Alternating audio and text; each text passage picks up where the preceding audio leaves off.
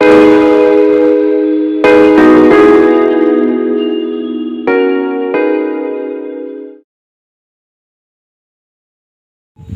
Friends, അസ്സലാമു അലൈക്കും. നമസ്കാരം. 3 to 1 എല്ലാവർക്കും സ്വാഗതം. ഇന്നത്തെ റെസിപ്പി എഗ് ഫ്രൈഡ് റൈസ് ആണ്. അപ്പോൾ നമുക്ക് വീഡിയോ കാണാം.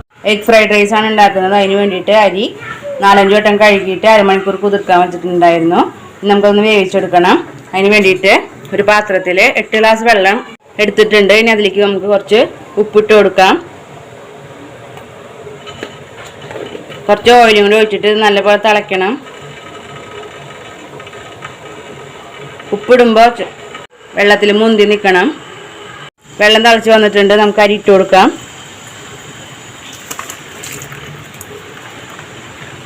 മുക്കാൽ വേവാവണ വരെ നമുക്കത് വേവിച്ചെടുക്കാം. നമ്മളിപ്പോൾ ബർക്കത്തിൻ്റെ അരിയാണ് എടുത്തിട്ടുള്ളത്. അരി മുക്കാൽ വേവായിട്ടുണ്ട്. ഇനി നമുക്കത് ഒരു അരിപ്പയിലേക്ക് കോരി മാറ്റാം. അതിനുശേഷം നമുക്കത് ചൂടാറാൻ വെക്കണം. നല്ലപോലെ ചൂടാറി വരണം. കോഴിമുട്ട ചിക്കി പൊരിക്കാൻ വേണ്ടിയിട്ട് ഒരു പാൻ വെച്ചിട്ടുണ്ട്. അതിലേക്ക് നമുക്ക് 1 ടേബിൾ സ്പൂണോളം വെളിച്ചെണ്ണ ഒഴിച്ച് കൊടുക്കാം. 3 മുട്ട ബൗളിലേക്ക് പൊട്ടിച്ചൊഴിച്ച് കൊടുത്തിട്ടുണ്ട്. ഇനി നമുക്കത് പാനിലേക്ക് ഒഴിച്ചു കൊടുക്കാം.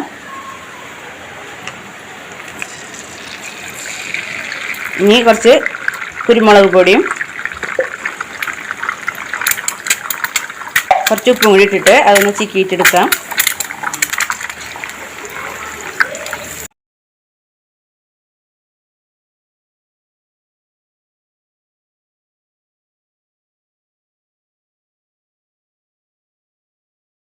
മുട്ട ചിക്കി എടുത്തിട്ടുണ്ട്. ഇനി നമുക്കൊരു സൈഡിലേക്ക് മാറ്റാം. ഒരു കടായി വെച്ചിട്ടുണ്ട്. നമുക്കതിലേക്ക് 2 ടീസ്പൂണോളം ഓയിൽ ഒഴിച്ച് കൊടുക്കാം. സൺഫ്ലവർ ഓയിലാണ് എടുത്തിട്ടുള്ളത്. ഇതിലേക്ക് നമ്മൾ 1 ടേബിൾ സ്പൂൺ വെളുത്തുള്ളി ചെറുതാക്കി അരിഞ്ഞ് വെച്ചിട്ടിട്ട് ഒന്ന് വഴറ്റാം.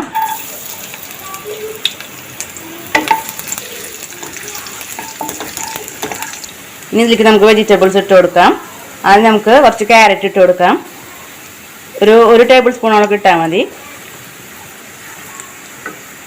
ചെറുതാക്കി അരിഞ്ഞ് വെച്ച ക്യാപ്സിക്കം ചേർക്കാം. ഇനി നമ്മൾ ചേർക്കുന്നത് ക്യാബേജ് ആണ്.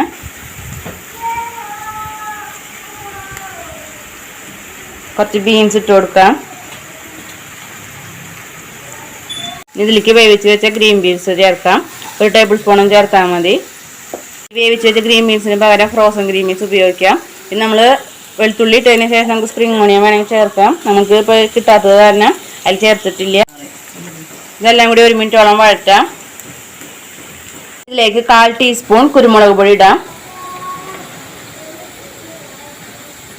കുറച്ച് ഉപ്പിട്ട് കൊടുത്താൽ മതി. ഇപ്പോൾ നമ്മൾ സോസ് ഒഴിക്കണ കാരണം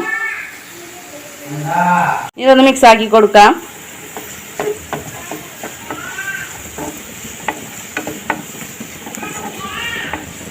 ഇതിലേക്ക് 1.5 ടീസ്പൂൺ സോയ സോസ് ഒഴിച്ചു കൊടുക്കാം.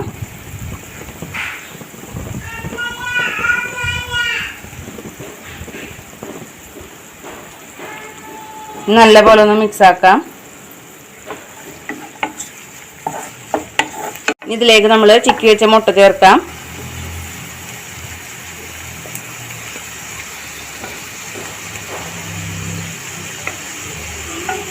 മിക്സ് ആക്കാം.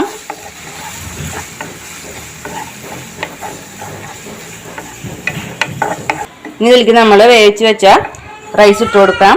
നല്ലപോലെ ചൂടാറിയിട്ട് വേണം അതിൽ ചേർക്കാൻ.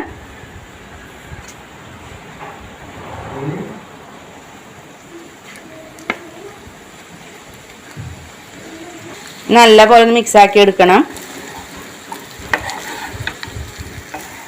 ഇത് നമ്മൾ 3-4 മിനിറ്റ് മിക്സ് ആക്കി എടുക്കണം. ഒരുപാട് കുത്തി ഉടയ്ക്കാൻ പാടില്ല. ഇനി തീ ഓഫ് ആക്കിയിട്ട് ഇതിൻ്റെ മുകളിലായിട്ട് കുറച്ച് മല്ലിയില ഇട്ട് കൊടുക്കാം.